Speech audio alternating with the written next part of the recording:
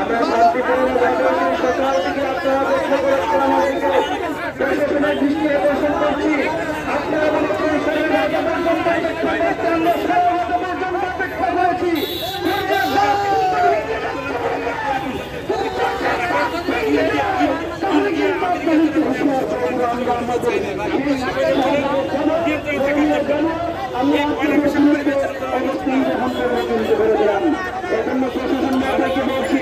আপনারা আমাদেরকে পাহারা দিবেন, আপনারা আমাদেরকে পাহারা না দিয়ে